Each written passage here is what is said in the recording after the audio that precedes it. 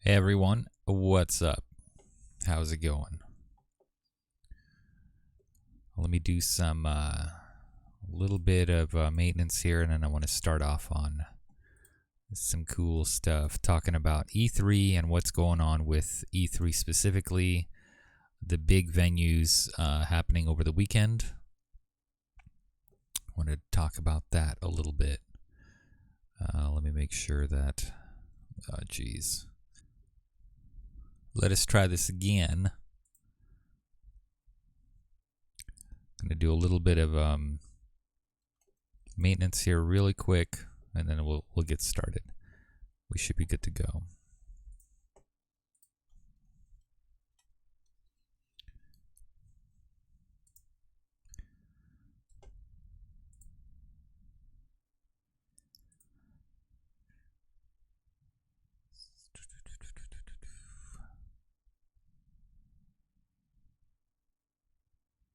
Okay. So if you guys aren't aware, there has been kind of considerable stuff happening. A couple of big drops over the weekend. And I'm kind of excited to talk about them because I have some vested interest in some of these things. So I want to start out with my top 5 of the most hyped games for me. Now, when I say my top 5, number 1 being I'm really excited for it. Number 5 being I'm very excited for it too. Just not as excited as 4, 3, 2, 1. You know, it's still in the upper echelons of being excited. All right, I'm still pretty hyped up about it. I'm going to start with my number 5 pick, and I'm going to talk about it a little bit. I'm going to show it here on display here for you guys, so you guys could see it as well. What I'm talking about. So my number 5 is, and I'm not going to have any audio on this. I'm just going to straight play it through. And this is Elden Ring. Damn it. Oh, that's going to get really confusing. Because Elder Scrolls, and the E ring, the Lord of the Rings, this kind of thing going on. So Miyazaki is partnering up with Martin, and they've made this thing. And it looks totally Norse. It looks very Norse mythology-esque. Very vague. A lot of vagueness going on. They got the Thor's hammer here, shooting lightning, or collecting energy or something going on there. And then he's got the anvil of the gods. I think. I don't know. Let me clear this chat real quick with my period. So there he is banging away on his little anvil, right? And he's also kind of falling apart. It looks like he's made out of stone. Now, I'm not really sure what that guy was, who that guy. I want to say that was Odin with his lance, but I'm not sure. But it has a Norse feel to it. I don't know if that was Demetria, but that's not a Norse god. That's more of a Greek god. So we'll see. We'll see what's going on there. But this is such a vague preview. I'm not really sure what's happening with the story and what's actually being told here. This is cinematic first. There isn't really anything that we see. But the Elden Ring, this is going to get really confusing, I think, for people to kind of wrap their head around it, or just to get used to saying it, because it's like a combination of Elder Scrolls and Elder and Lord of the Rings, and then you got just other things going around it. You got Sonic the Hedgehog coming out with the ring. No, I'm kidding. That's a joke. But it's just kind of a weird title, I think, and I think it should be in the workings or something. I don't know if it's gonna work, to be honest. But if you notice, these hands come out and grab her hand or a dead hand or some sort of decayed hand. I don't know if that's reviving you or what. I am excited to see this mysterious thing that's happening. It's going to be pretty cool, I think. But really, it's so vague. I'm not really sure what's going to happen here yet. So we'll see. We'll see what happens. I like this part. She kind of throws on her arm. God, she looks familiar. I forgot who that is, but total Norse. That's definitely Odin. Now that I see it, I think he's on his horse, but you can't really see that part. But there's some Norse stuff going on here. Moving right along, as I am, there isn't much to say about it. I don't really want to overanalyze this one because there really just isn't that much to say yet. We haven't really seen much yet. So moving right along is number 4 for excitement, and it's Death Stranding. We didn't see Death Stranding we haven't seen Death Stranding at E3 2019 yet. At least I don't think we did. I didn't. But this is one of mine games that I've kind of been watching because, again, it's a very odd game. Things are, happening here, and it's just really just odd thing, that you have the dead sea life, you have the dead creatures, and this is almost a very Bloodborne DLC feel. And if you know what I'm talking about the Orphan of Kos specifically.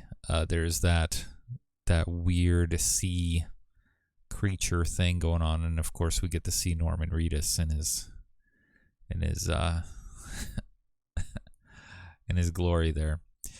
I will say, and I'll save this actually, the Norman Reedus thing. I'll save this for my number 1. Oh shit! I just gave it away, I think. But anyways, I haven't seen much gameplay aside from him carrying this little, he's got a little backpack on with all this crap on it, and really beautiful scenery. It looks like he's in Norway. It looks like the landscape is gorgeous. It's amazing. But really, I don't know what the game is going to be. I don't know if you're a delivery man, just delivering these boxes, and things are out to kind of hunt for you and to get you, as they'll show here.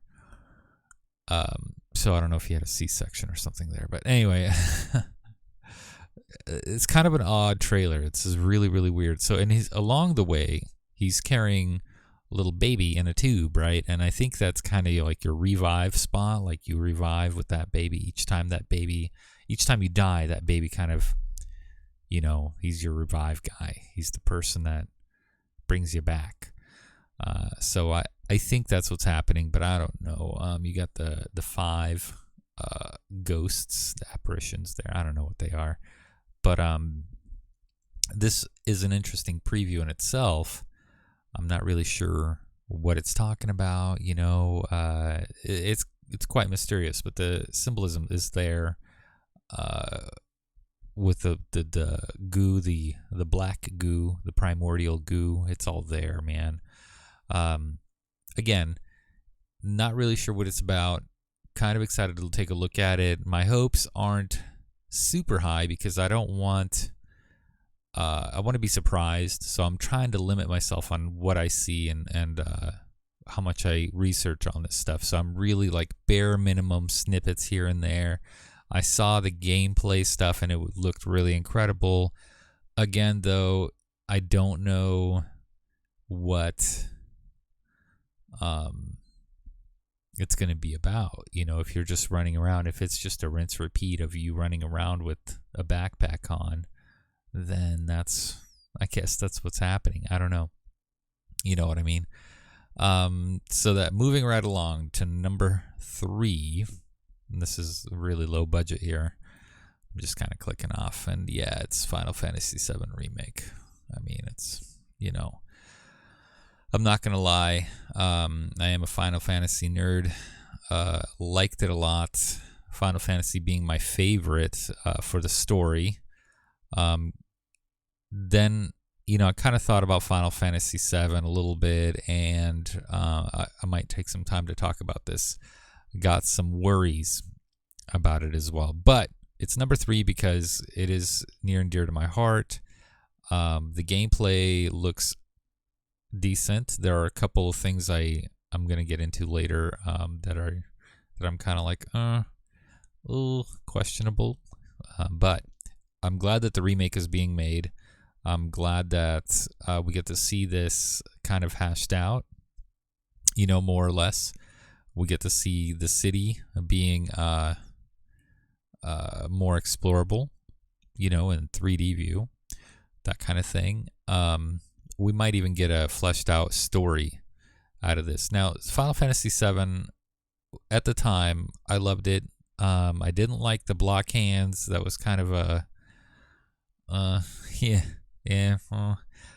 I'm halfway on it, but back then, even then, I was kind of not really that impressed with the graphics.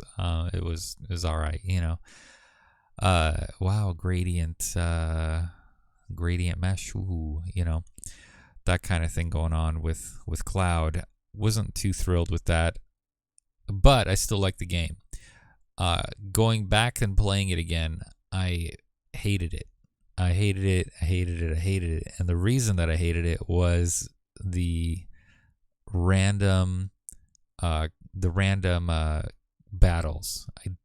I do not like random battles at all.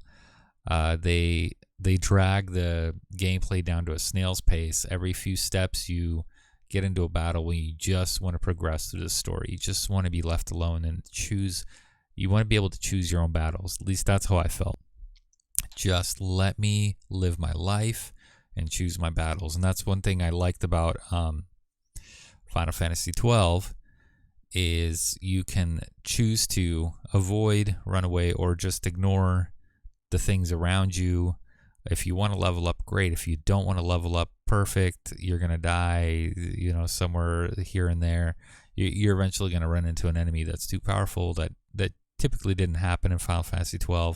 It was a little easier than anticipated, especially replaying it now. I'm like, oh, this is very simple. Especially they redid the licenses, so it's a little bit harder to get buffed right off the bat in Final Fantasy XII, that is to say, but it's still relatively easy.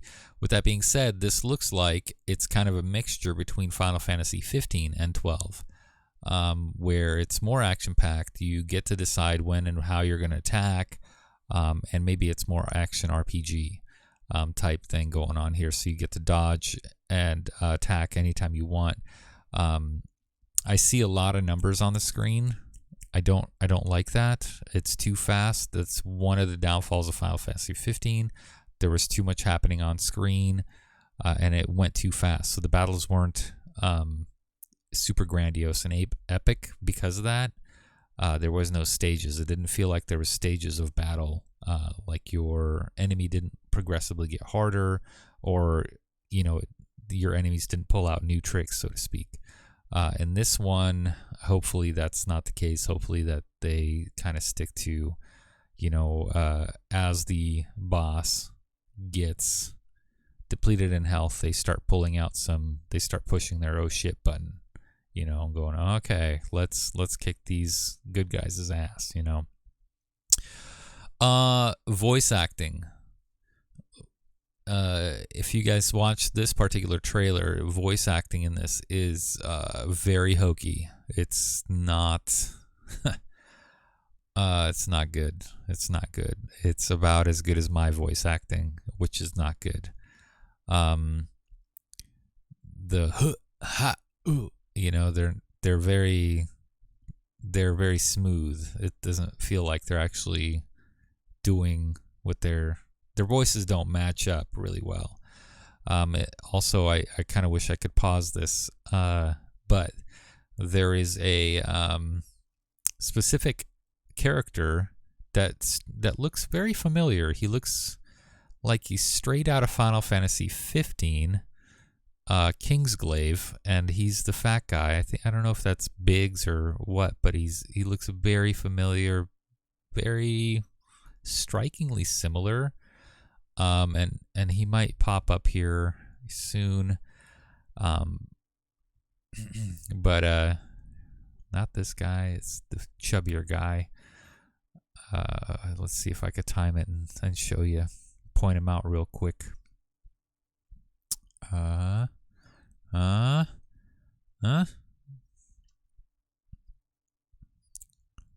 He's kind of standing off to the side on the. There he is, right there. He's talking there. He's got the red bandana. He's the chubby guy, but he looks very similar to a character in Kingsglaive, and I don't know if they just used that character or not. At any rate, concerned that maybe the battles will go too fast.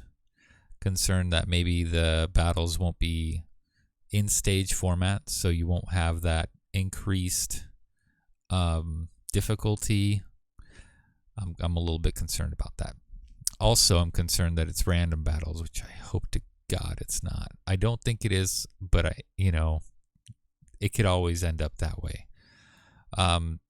I also think that there's the cinematics here might be a little too cringy.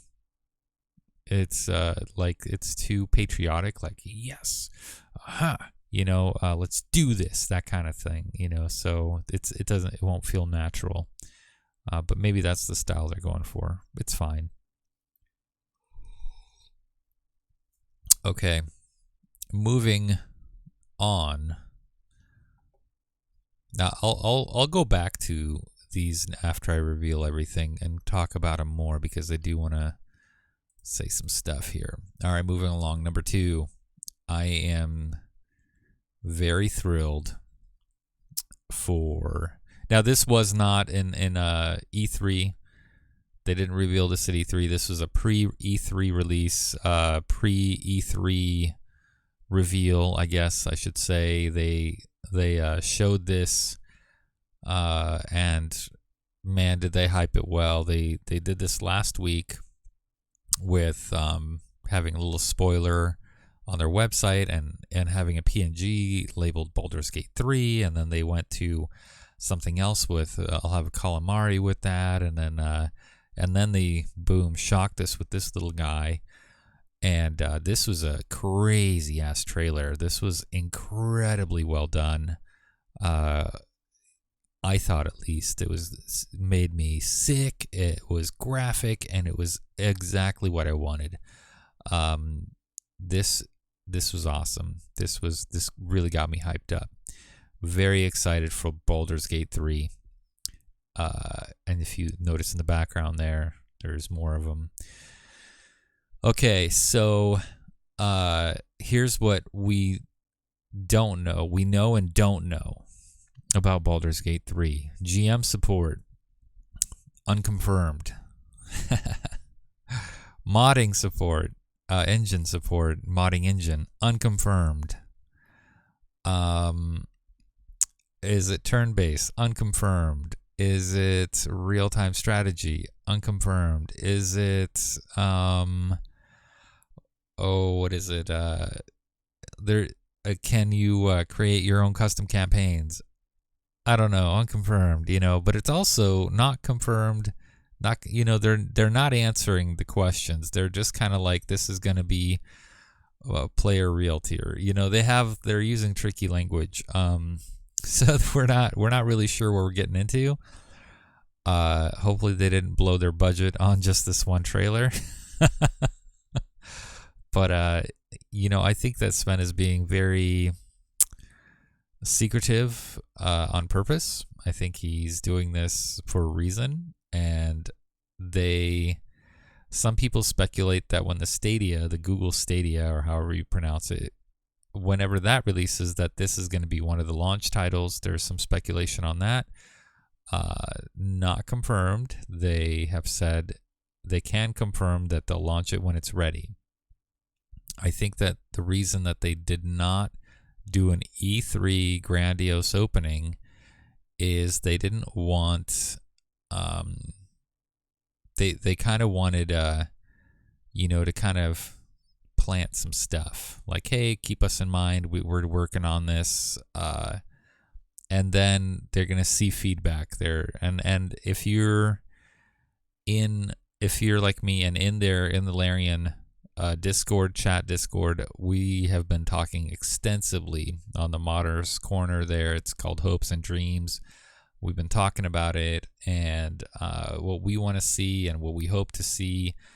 And we know for a fact that Larian has looked at our comments and that they've taken notes or they have already implemented some of the stuff. We know for a fact that this was built on their own engine, not a licensed engine. Previously, DOS 2, Divinity Original Sin 2, was created on an engine, the Divinity engine, but it was a licensed engine. When they released the engine, they couldn't release the whole thing because there was some licensing issues, especially with audio recording. Like if you wanted to do voiceovers, that was a no, couldn't do that. So, us modders have to kind of reroute and do different things for that to work, which is using flags and whatnot, and I'm not going to get into that. With this, they built it with their own proprietary engine. Now, what I hope happens is that they release a mod version of this. Now, if I was them, of course, I would not release a full-on proprietary engine, because guess what modders are going to do? They're going to build their own game with this engine. That's what's going to happen. Why mod when you could create your own game using this engine? I'll be like, hey man, I'll pay you guys money if you let me use this engine. I would totally be down for it. I will pay them money to have access to assets that, if they come up with assets, if they just, keep doing this. But again, the money really, why are they going to have some people there creating assets when, well, there's only a good solid 150 modders, out there? It's not going to make much sense financially, and they can't pay their guys to do that, to sit around. So hopefully they do something like create some kind of bridge so people can easily import their own content, import their own models into this game. We do hope that there is a GM mode. We do hope that there's a rule adjustment mode, some sort of way to adjust the additions. This is based on 5th edition. We hope that it's easy through modding to change the edition to, say, AD&D rules 1.5 or 2. If you want to go 2, if you want to go 1 even, I liked 4th edition a lot, and I would want to mod it to do a 4th edition. I like the skill sets. I like the dailies. I like my encounter. I liked all those, skills that they had. I'd like to do that if I end up modding this game, and if they even release an engine for us to work with to mod. So there's a lot of hopes and dreams for this, and I'm glad that they only revealed so much. I'm glad that they're very, very picky about what they give us, because a lot of complaints can roll in, a lot of broken hearts, a lot of things can happen when you reveal too much. People can freak out and leave before things even get rolling. I am super guilty of that, by the way. So I think they're listening to people as well. They're working with Wizards of the Coast directly, and that's how they got the licensing. They're working with them. Wizards of the Coast approached them after DOS 2 and said, hey, all right, let's work on this together.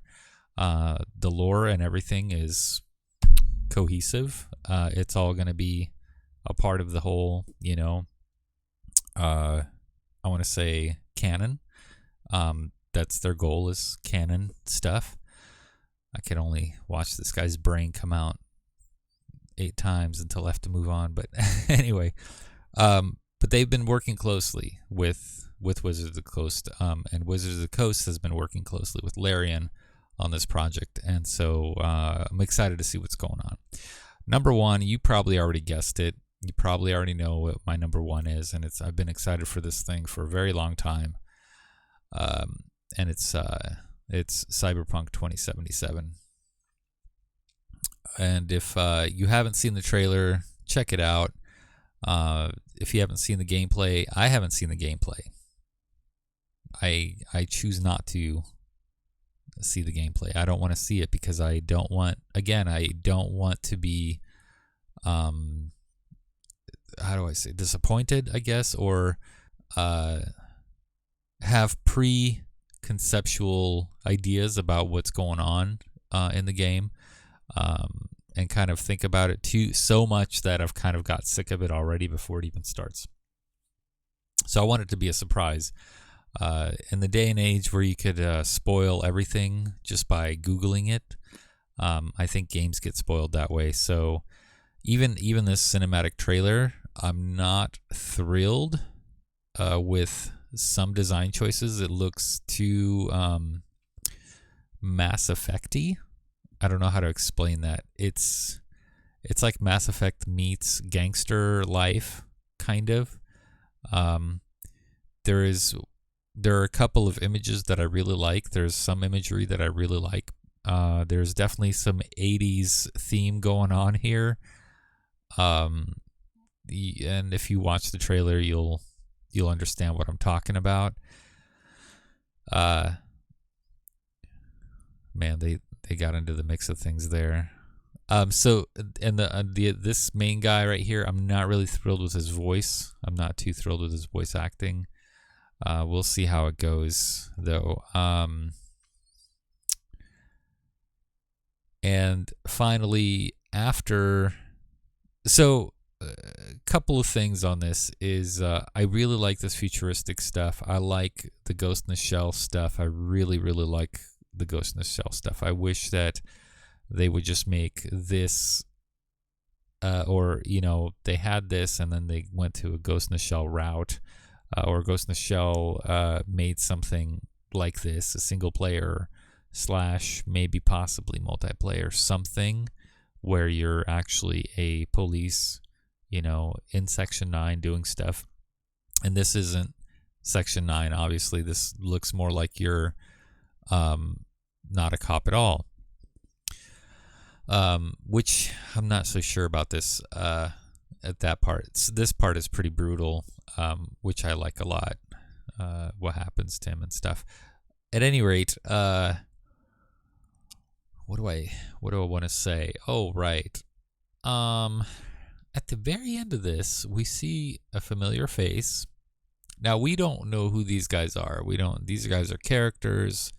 Maybe they're using mocap, maybe they're not. Maybe they're using that was a really brutal part, by the way. The voice acting was really actually quite good with his death.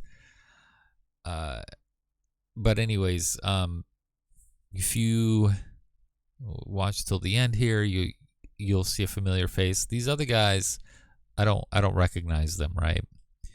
Which is a good thing. You can like them, you can hate them, you can do whatever. But then when they start bringing in people who like Keanu Reeves, enter Keanu Reeves, then you kind of start to disassociate from the character. At least I do. I don't see him as a character in the game. I see him as John Wick or Johnny Mnemonic, Johnny Utah, whatever, I see him as Keanu Reeves. And this is the problem I had with Norman Reedus playing a character, or, them using his likeness in a video game, is you don't see them as a video game character. You see them as the actor that you get to control. And it was kind of, I felt the same way about Ellie from Last of Us. They changed her appearance because she looked too much like Ellen, I think her name is, or that one chick from Juno. I don't know her actual name, but she looked too similar, so they they changed her appearance a little bit, so she didn't look like the actress, and that was a good move. It was a really good move on their part, because just to have an unknown face that you can get used to, that isn't famous, people can cosplay, because now, how are you going to cosplay Keanu Reeves? I guess you can still, but you'll never be Keanu Reeves.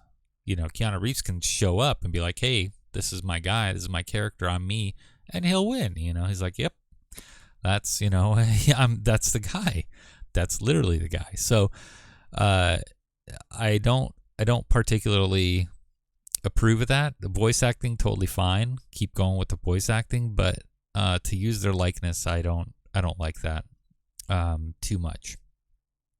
So hopes and dreams for this game is that you get to customize your main character after this little scene here. I hope that this is like the intro of what happens, and you get to go into the customization window and change your appearance, because I would certainly wouldn't like to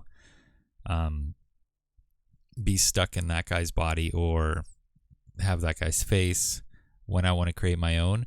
And here's the difference between The Witcher and this. The Witcher, you have a whole story behind Geralt. You create the character, and he is who he is. You can't adjust him aside from a haircut, shave, that's it. Maybe they could make him fatter or skinny or whatever if you eat so much or not eat enough. But with this game, this is a cybernetic type thing. You should be able to absolutely customize your character. And this is a really good arm choke, by the way. It's a good disabler. But anyways, moving on. I really hope that you get to kind of just explore that and build on this. Now, I'm not really sure about how the story is going to be. I mean, it sounds pretty basic because you're going for... The story is you're searching for an implant that gives you immortality, essentially. Or at least that's what I heard down the line. I don't really know where I heard it from or where I saw it, but that's kind of the basic plot of things, is that you're searching for immortality. Okay, whatever, that's cool. I don't mind. But it seems kind of shallow to me. Like, there should be more to that, hopefully. Concerns with... Let's go back to number 5, because now I got to lay out my concerns. Boom. Number 5. Concerns with Elden Ring is that this is too much of the same thing. This is... You're gonna have yet another action RPG. It's gonna be just like the others, and it's just gonna get boring after time. Oh, you die. Okay, you didn't light a bonfire. You didn't have a safe spot. Okay, or you lose all your souls. Got it. Okay, whatever.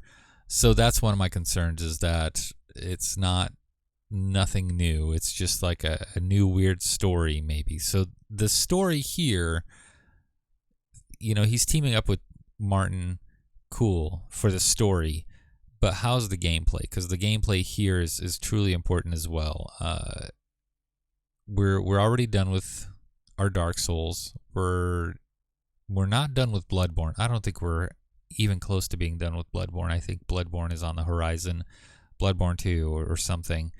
And Sekiro, that's done with. That was good. It was a good thing, but also there are some problems with it as well. But so we'll see how this Norse thing plays out. But there is going to be some concerns there, and that's why it's kind of at the bottom of my list. That's why it's number 5, is because I'm not sure if I'll want to play this again, or if I'll want to play this type of game again. Concerns with this game is that it's a rinse and repeat mission type game. Concerned with this Death Stranding is that you're going to walk around delivering packages and avoiding these helicopter black things or whatever the black goo is. And here and there, you're going to have story progression where they're going to tell the story, for you. But you're essentially, it's just you walking around delivering, these packages ranging from small to what looked like a giant building on his back, of stuff. So I don't know how it's going to go, to be honest. So that's what one of my concerns is. It's going to be a beautiful game about delivering packages, and that's it. All right. So we'll see. We'll see how that goes. Final Fantasy VII Remake episodic episodes. Don't forget about that. They never back down from that. That's still a thing. It's going to be in episodes. Voice acting, kind of cringy. At least the English. I will play this in Japanese. I'm going to tell you already. It's just going to be in Japanese for me. Combat, too fast and increased in, like there's no oh shit button anywhere during that time. And that's what I'd like to see. Bosses press the oh shit button. They're killing me. Oh shit. Emergency. Let's overpower and let's really pull out all the stops on being a badass. You know what I mean? This is from the perspective of the boss. Okay. So, and as I get down further on the list, you'll see me critique it a little bit more, but I'm still quite excited for it. So the battle's too fast, and I really hope they're not random. They don't look like they're random encounters as far as like the Final Fantasy VII original was, where you take 2 steps and then you get into a battle. I hope that's not the case.